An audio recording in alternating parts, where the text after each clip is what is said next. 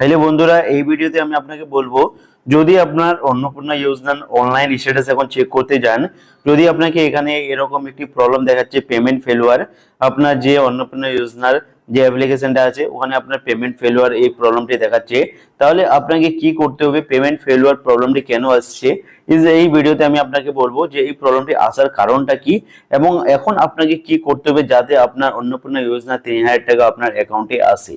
তাহলে ভিডিওটি পুরো দেখুন, আমি এই ভিডিওতে সম্পূর্ণ তথ্য আপনাকে বলবো এবং চ্যানেলটিতে প্রথম এসে থাকলে চ্যানেলটিকে প্লিজ সাবস্ক্রাইব করে ভিডিওটিকে লাইক করে দিবেন।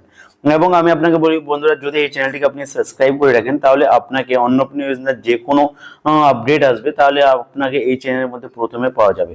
তাহলে এই চ্যানেলটিকে প্লিজ সাবস্ক্রাইব করে বেল অপশনে ক্লিক করে অল পেজ সেট করে দিবেন। তাহলে আপনাকে এই যে প্রবলেমটা দেখাচ্ছে অন্নপূর্ণা যোজনার, এখন অনেকেরই 1 জুলাই মানে ওর অ্যাকাউন্টে, ব্যাংক অ্যাকাউন্টে ডিবিটি লিংকের দ্বারা 3000 টাকা ঢুকে গেছে, যা যা অনলাইন অনলাইন অ্যাপ্লাই করেছিলেন, কিন্তু অনেকেই অনলাইন অ্যাপ্লাই করেছিলেন, ওর যে 3000 টাকা ওটা ঢুকেনি। ওর এখন যে স্ট্যাটাসটা চেক করতে যাচ্ছে অনলাইন স্ট্যাটাসটা, ওখানে পেমেন্ট ফেলিওর বা যে আন্ডার প্রসেস এটা দেখাচ্ছে। তাহলে যদি আপনার পেমেন্ট ফেলিওর প্রবলেমটি আসে তাহলে আপনার ঘাবড়ানোর কোনো কথা নেই। সিম্পল আপনার যে অন্নপূর্ণা অনলাইনটা আছে ওটা মানে ওটা আপনার সাকসেস হয়ে গেছে, ওটা সাবমিট হয়ে গেছে, ওটা চেকও করা হয়ে গেছে। শুধু আপনার কি হয়েছে, পেমেন্টটা ফেল হয়েছে, মানে আপনার ব্যাংকে পেমেন্ট দিয়েছিল কিন্তু আপনার ব্যাংকে কোনো কারণে যে আপনার ব্যাংক আপনার অ্যাকাউন্টে পয়সা ঢোকাতে পারেনি, ওটা আবার রিটার্ন করে দিচ্ছে সরকার থেকে। তো আপনাকে কি করতে হবে, আপনি আগে কি করবেন, আপনার মোবাইলই দিয়ে সিম্পল আপনি আপনার ডিবিটি লিঙ্কটা চেক করে নেবেন। কিভাবে চেক করবেন, গুগলে চলে আসবেন, এখানে গুগলে এসে আপনার এনপিসি ওয়েবসাইটে সার্চ করবেন। আমি আপনাকে এই ভিডিও সম্পূর্ণ তথ্য বলবো। এনপিসি সার্চ করে এখানে ক্লিক করবেন এনপিসি ওয়েবসাইটের উপরে। তারপরে আপনাকে কি করতে হবে, এখানে 3 লাইন অপশন দিয়ে আছে, এখানে ক্লিক করে নেবেন। তারপরে কাস্টমার অপশনটি আছে, এখানে ক্লিক করবেন এবং এখানে আপনাকে দেখাবে ভারত আধার শেডিং 11, এখানে যখন ক্লিক করে নেবেন তারপরে আপনাকে একটু টাইম লাগতে পারে বা একবারে খুলে যেতে পারে, এরকম আপনাকে দেখাবে। তাহলে আপনাকে দেখাবে আধার ম্যাপ স্ট্যাটাস, এই অপশনে ক্লিক করে নিতে হবে।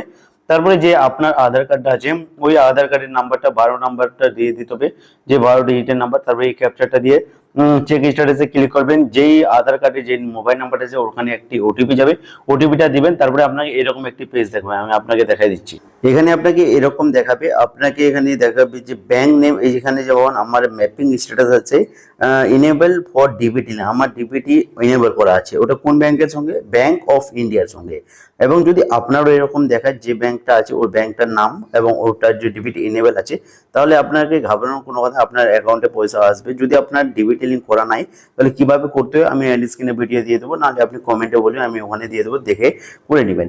এবং যদি আপনার ডিবিটি করা থাকে তবুও আপনাকে এরকম ফেল প্রবলেম দেখাচ্ছে পেমেন্ট ফেলুয়ার, তাহলে আপনাকে যে করতে হবে কাজটা, আপনাকে আপনার ব্যাংকে যেতে হবে। ওখানে গিয়ে আপনি বলবেন কি আমার কেওয়াইসি ভেরিফাই করা আছে কিনা। কেওয়াইসি যদি না করা থাকে তাহলে কেওয়াইসিটা করে নেবেন এবং যদি কোনো ব্যাংকে যদি কোনো প্রবলেম থাকে অ্যাকাউন্টে ওটা করে নেবেন সলভ, এবং একটু ওয়েট করবেন, কয়েকদিন পরে যে কিস্তিটা দেবে ওটাতে আপনার পয়সা ঢুকে যাবে অ্যাকাউন্টে।